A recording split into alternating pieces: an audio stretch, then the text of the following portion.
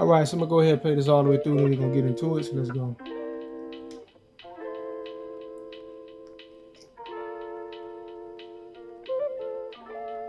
All right, so now basically what you're looking at right here is I was just forced to spin into a turnover right at the post up. Look at it one more time.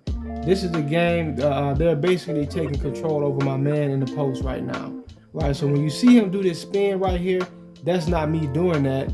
The game is forcing it to happen. Now I'm going to explain why they're forcing this to happen. Right, I've done these videos many times about the controlled post play making prevention. Right, so a lot of times, let's say if you have a great post player, like my guy right here, he's a great dominant post player, so they have to double team him every single time in the post, unless they have someone guarding him who's already a dominant defender in the post.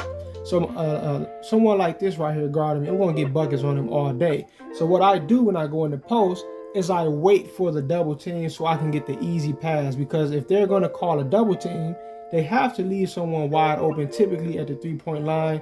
When they programmed the game to do this right here, they understood that you could abuse the post playmaking and get open threes all day, because they have to call the double team. If they don't do that, you're just going to score in the post on them all day.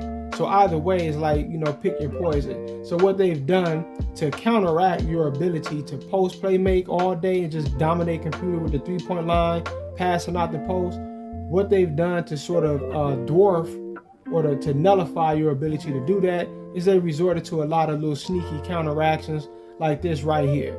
So once again, when you see my man go for this spin off, that is not me spinning. I see the man getting open because I was waiting for this to happen. I do it every single time, right? So when I see him getting open, I'm like, okay, good. He's running towards the three. Let me pass it to him so he can fall into it and get the easy jump shot. So while I'm trying to do that, the game it already has me locked into a turnover, a post spin into a turnover. So when I see him coming, I'm trying to pass it, but I'm not being allowed to release the ball because the game had already determined I was going to go into a spin and lose the ball. Predetermined outcome, right? Predetermined outcome. This is forced on you. This is not about basketball. This is about them trying to create the illusion of a challenge. Right? I'm not supposed to be forced into doing a spin move because you don't want me to get the easy three-pointer off the pass.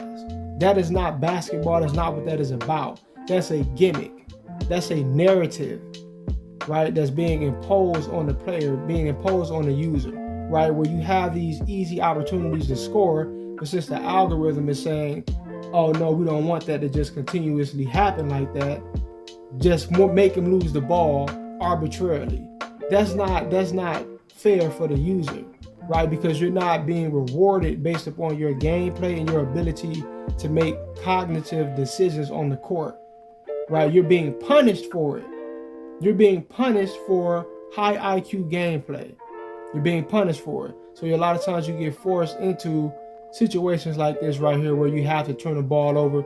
A lot of other times they'll make you fall in between the two defenders, right? So when a double team is coming, you try to pass it.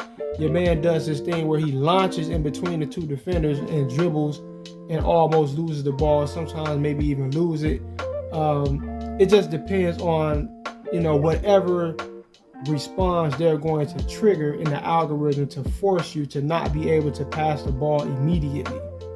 That's the whole point of it all. They're trying to interrupt and cut off your ability to make these post plays, getting these easy assists, right? But that'll do it for this video. Peace.